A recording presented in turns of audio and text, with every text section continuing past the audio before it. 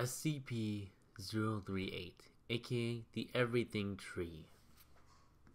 Object Class Safe. Special Containment Procedures. SCP-038 is to be watered twice per day via overhead mister. Should the mister break for any reason, attendants should water SCP-038 by hand until it has been fixed. Lighting is provided by computer-controlled lighting array. Attendants watering SCP-038 by hand and maintenance personnel not fixing mister or lighting should wear hazmat suits to prevent accidental cloning.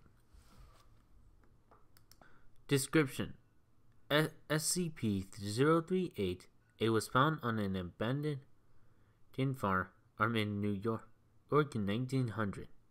It was first thought to be a common tree. However, upon closer inspection, it became apparent that SCP-038 was growing things other than apples and, in fact, other fruit. SCP-038 has the ability to clone any object that touches its bark. Objects began growing almost instantaneously and reached maturity within a matter of minutes. A weight limit of 90.9 kilograms or 200 pounds per object has been previously recorded.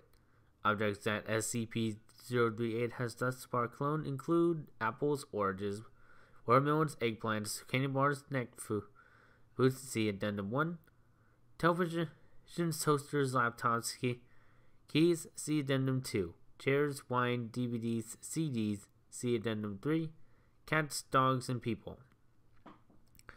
Human and animal cloning through SCP-038 is not recommended, as they appear to age quickly.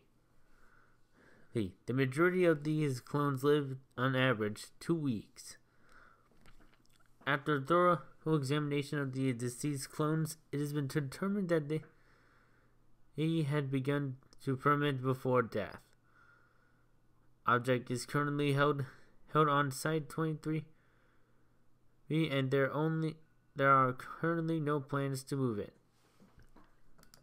Addendum 1. Dr. Klein has requested that the personnel discontinue the clonings of items from the vending machines. See document number 338-1.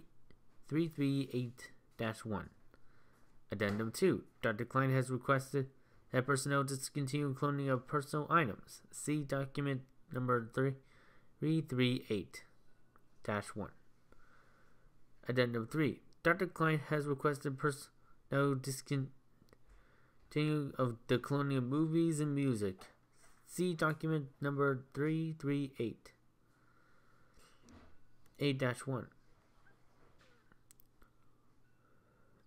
Addendum 4.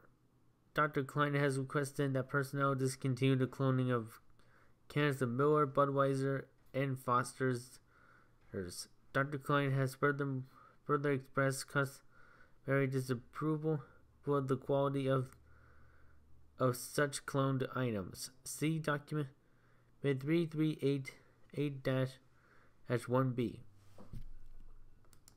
Document number 338-1. I would like to remind all personnel that SCP-038 is not, I repeat, not a toy. It should not be used for cloning car keys, movies, music, or items from the vending machines. If this behavior continues, I will be forced to limit access to SCP-038. Dr. Klein. Document number 338-2. It has been noted that SCP-038 is able to clone SCP-500. However, such pills only work 30% of the time, with chance successful healing dropping as time since clone increases. In 60% of the cases where the infection is permanent, symptoms of infection remain, though further infection is neutralized.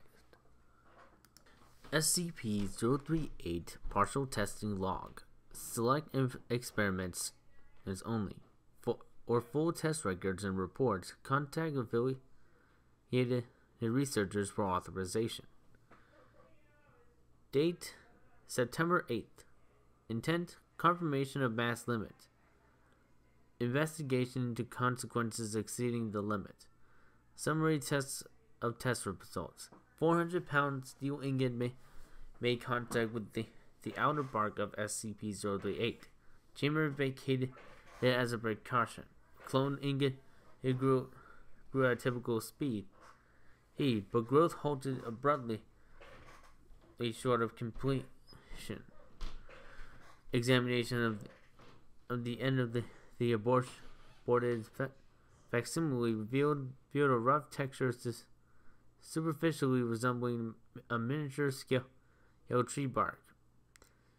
Item detached from SCP-038 is as typical, and was subsequently found to weigh 90.91 kilograms, or precisely 200 pounds. Date: September 8th. Intent: investigation into duplication of non-biological animate matter. Summary of test results. SCP-173. Deemed a suitable test subject because of its lack of variable life processes. Introduced into containment chamber by Class D personnel. Contact made with the outer bark of SCP-038 and SCP-173 returned immediately to containment. SCP-173 facsimile began and development at typical speed, beginning at point of contact. As consistent with previous results, growth halted at the 200-pound threshold. In this case, terminating development after replication of the head, right arm, and partial upper torso. Class C test subject was ordered to break eye contact with the clone. When test subject eventually blinked, no movement was observed in clone material. Extinguishing and re-establishment of containment chamber light supply revealed no reaction from clone material. Experiment concluded. During storage of cloned portion of SCP-173, it was observed that the partial facsimile was in fact making violent gestures at a dramatically slower rate. Movement was shown to continue regardless of state of observation.